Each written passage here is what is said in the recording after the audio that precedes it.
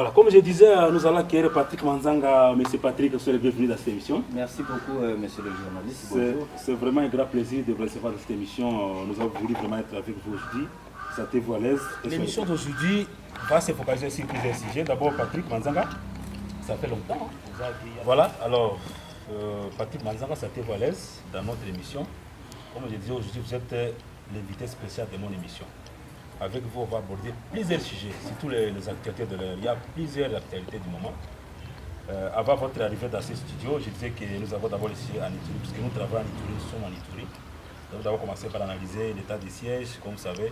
C'est un régime social mis en place par l'autorité suprême, qui est le chef de l'État, pour dissuader les groupes armés qui avaient déjà insécurisé cette partie du pays, c'est Nord Kivu et l'Ituri. Nous sommes déjà au 18e mois. Vous allez faire votre analyse, les forces et les faiblesses. Et puis nous allons aussi aborder le Nord Kivu. Vous savez actuellement, tous les regards sont fixés sur le Nord Kivu. Il y a plusieurs missions qui sont menées là-bas. Même la communauté internationale, toujours au Nord Kivu, elle est préoccupée également par la même situation du Nord Kivu. Et aussi nous allons parler de cette adresse du chef de l'État à la nation. Là, lancer des messages à la population, nous allons décortiquer certains messages saillants. Et aussi nous allons parler de Japé Bemba. Il disait ici que on ne se vale pas les faces. Vous êtes un militant, vous êtes membre du MLC.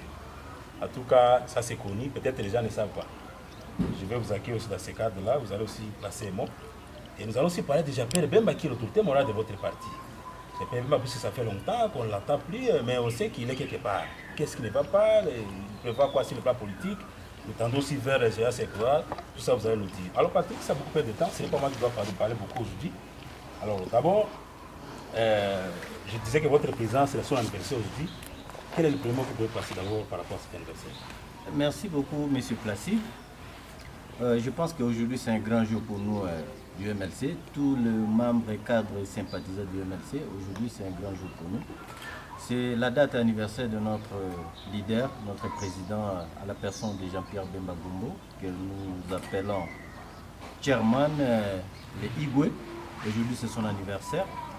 Je profite pour aussi lui souhaiter joyeux anniversaire et toutes les bonnes choses à l'occasion de son anniversaire qu'il est en train de fêter aujourd'hui.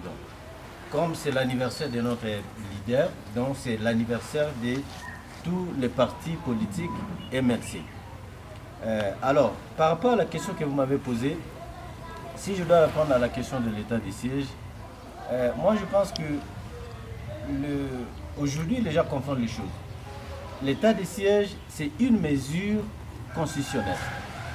C'est un régime militaire, ça n'a rien à faire avec la politique. Mais aujourd'hui, les gens veulent associer l'état de siège à la politique. Pour dire non, si l'état de siège échoue, c'est vous qui gouvernez qui avez échoué. C'est le président de la République. C'est le président de la République qui a échoué. C'est le gouvernement qui a échoué. Non, je ne pense pas que les choses doivent être vues de cette manière-là. L'état de siège, d'abord, c'est une disposition constitutionnelle. C'est-à-dire quand le pays est menacé, une partie du territoire congolais est menacée, la loi prévoit que le président de la République, en consultation avec le Parlement, puisse décréter l'état de siège. C'est-à-dire qu'on ne décrète pas l'état de siège pour le bon plaisir de le faire. C'est-à-dire qu'on le décrète du territoire qui est en danger, qui est menacé par l'ennemi. Mais alors, aujourd'hui, si on doit considérer tel que les gens le disent, l'échec de l'état de siège sera considéré comme l'échec du président de la République, sera considéré comme l'échec du gouvernement. D'abord, M. Patrick, c'est d'abord il y a l'échec. Puisqu'on peut parler de l'échec, mais est-ce qu'il y en a, selon votre constat? Je voulais que vous puissiez présenter à quelques mots les forces et les faiblesses de l'état de siège 18 mois après. Oui, justement, j'arrive. Ça dit l'échec, ça sera considéré, ça sera mis sur le dos de l'Union sacrée, dont nous sommes membres aussi. Aussi, s'il y a réussite, c'est nous qui allions bénéficier de cette réussite-là pour dire non, nous on a gagné, nous on a fait ceci, nous on a fait cela. Alors, étant membre du MLC, et le MLC qui est membre aussi de l'Union sacrée, nous on ne peut pas se taire sur certaines situations. Parce que notre honneur, notre réussite, l'avenir de l'Union sacrée même, dépend du résultat de cet état de siège. Alors, s'il faut parler de force et de faiblesse, moi je pense que c'est vrai, il y a des côtés positifs parce que tout ne peut pas être mauvais, tout ne peut pas être aussi rose. Du côté point positif, aujourd'hui, il y a quand même accalmie. Il y a accalmie, même si cela n'est pas dû totalement à l'état de siège. C'est aussi, il y a beaucoup de personnes qui ont travaillé dans cette accalmie. Il y a les notables qui ont travaillé, l'état de siège aussi, les autorités de l'état de siège ont travaillé aussi, les leaders d'opinion, les leaders des politiques, tout le monde aussi a contribué d'une manière ou d'une autre. C'est ce qui fait qu'aujourd'hui, il y a quand même accalmie. Donc voilà les côtés positifs. Donc il y a eu beaucoup de conscientisation de la part des autorités. Mais du côté faiblesse, on aurait voulu que ça ne dure pas si longtemps comme aujourd'hui. Vous venez de dire que ça fait pratiquement 18 mois. Pendant que si vous lisez la Constitution, dans l'esprit du législateur, l'état de siège a une durée de 1 mois seulement. Et renouvelable plusieurs fois. On n'a pas précisé ça, combien de fois? Les 15 jours sont des évidences maintenant. Mais la durée d'abord, c'est 1 mois. C'est-à-dire pour moi, en 1 mois, on ne peut pas développer une province et une contrée. Voyez-vous, aujourd'hui, on ne peut pas se focaliser seulement les discours du genre, non, l'état de siège doit développer. Non, non, l'état de siège a une mission claire et fixe et dans une durée bien déterminée. La mission, c'est quoi? La mission, c'est d'anéantir et d'éradiquer le groupe de résistance ou les milices ou les rébellions le plus vite que possible afin que la population retrouve la paix et que la population fasse son travail comme elle le faisait auparavant. Donc, du point de vue état de siège, voilà ce que je pense par rapport à cet état de siège. Alors, par rapport maintenant vous m'avez posé aussi la question par rapport à ce qui se passe au Nord Kivu. Oui, au Nord Kivu. Je voulais assez que, puisque avant d'y aller, M. Patrick, d'abord la situation là du jeudi de l'état de siège, c'est là où vous, avant d'y aller, qu'est-ce qui reste encore à faire? Parce que vous avez dit on aurait même terminé ça d'après 2 mois. Mais aujourd'hui nous sommes encore 18 mois, on ne sait même pas quel jour, parce que le président qui l'avait décrété. C'est là où vous, qu'est-ce qui reste encore à faire? Faut-il le mettre fin maintenant ici? Soit il fallait continuer par rapport aux réalités du terrain. Bon, au fait, c'est ça la difficulté de l'état de siège maintenant. L'état de siège est devenu plus médiatique que la réalité sur terrain. C'est-à-dire, il y a beaucoup de gens qui parlent autour de l'état de siège. Il y a les uns qui veulent que l'on puisse lever l'état de siège et d'autres qui veulent que l'état de siège reste. Alors là, ce sont seulement des gens qui ont perdu, alors qui se sont déroutés un peu de l'objectif de l'état de siège. Il y a les gens d'un côté qui voudront que l'état de siège parte pour qu'ils reprennent le pouvoir.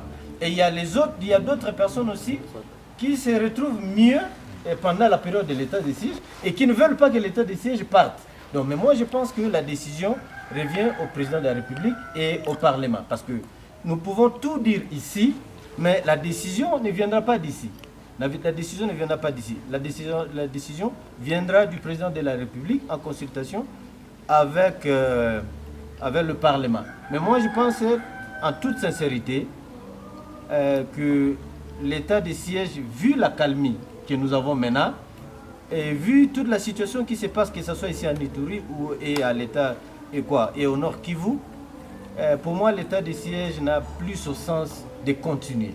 Donc le président de la République avec le Parlement, il devrait voir dans quelle mesure lever l'état de siège pour qu'on revienne à la gouvernance normale des civils. Très bien. Alors, laissons d'abord l'Ituri. Ça, c'était comme nous sommes en Ituri, nous vivons la situation au quotidien. On devait quand même commencer par là. Avant d'aller chez les voisins, il faut toujours commencer par sa propre maison. Alors, c'est l'assistant Patrick. Je disais tantôt que la situation qui préoccupe actuellement, c'est le Nord Kivu. Je pense que même nous aussi, nous sentons cette situation du Nord Kivu. Quand ça ne va pas chez les voisins, on dit que quand ça brille chez les voisins, on ne fait pas. Chez les voisins, effectivement, ça brille. Il y a des déplacés, des guerres. Ils sont éparpillés partout. Nous voyons même des missions des autorités officielles. Les autorités font des navettes dans le Nord Kivu. Le reste du problème, c'est la nébuleuse milice qu'on appelle même officiellement, le gouvernement les qualifie de terroristes M23. Et ils ont repris les armes. Ils étaient à Nairobi, malheureusement les choses n'ont pas réussi là-bas. Ils ont repris les affrontements avec nos forces armées. Alors, M. Patrick, vous savez, c'est plus de 4 mois que le Bunagana et d'autres entités sont gérées par ces rebelles du M23, aujourd'hui soutenus par le Rwanda, même l'Ouganda aussi sont ici actuellement.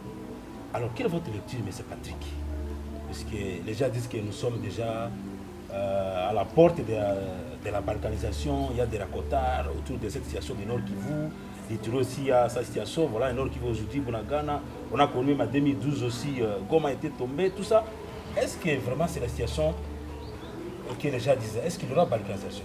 Alors, quelle est votre lecture comme acteur politique, comme compatriote, comme citoyen congolais? Bon, d'abord, il faut dire qu'il ne s'agit même pas de question de quand ça brûle chez les voisins. C'est la situation de notre pays. Quand il y a un problème à Goma, à Nituri, au Kasaï, au Bandundu, partout, nous devons le prendre à bras. C'est-à-dire que c'est un problème qui nous concerne tous, nous les Congolais. Donc, il n'est nullement question de quand ça brûle chez les voisins. Alors, ce qui se passe au Nord Kivu, précisément à Bunagana, j'ai un sentiment de déception et de colère à la fois. Parce que, figurez-vous, ce n'est pas la première fois que M23 nous fasse la guerre et puisse occuper illégalement une partie de notre territoire, sans cause en plus. Parce que la République démocratique du Congo n'a provoqué ni le Rwanda, ni l'Ouganda, ni quiconque. Mais aujourd'hui, ces pays-là nous font la guerre à travers ce qu'ils appellent M23. Donc, j'ai deux sentiments, le sentiment de déception et de colère au même moment. C'est-à-dire, nous les Congolais, on doit se considérer comme des hommes, comme des personnes valeureuses. C'est-à-dire, on ne doit pas se laisser faire comme ça et se contenter de dire non, le Rwanda, il joue le jeu des Occidentaux, le Rwanda, il n'est qu'un pion qui est poussé par, je ne sais pas, les grands. On est toujours des plaintifs, on est toujours des alarmistes. Non, on doit défendre notre pays. Si vous lisez bien la Constitution, il est reconnu à tout citoyen congolais, d'abord d'aimer son pays, de le servir et de le défendre, de se battre pour ce pays. Cher Placide, nous n'avons pas deux pays, nous n'avons qu'un seul pays, c'est cette République démocratique du Congo. Mais quand vous observez bien les comportements des Congolais, et c'est ce qu'on nous a inculqué durant les quelques années passées ici, on nous a inculqué comme quoi tout le monde se désintéresse du problème de la République du Congo. C'est-à-dire, même si les Rwandais prennent une partie du territoire congolais, même si les Ougandais prennent le leur, les Zambiens là-bas ils prennent leur partie, tout ça,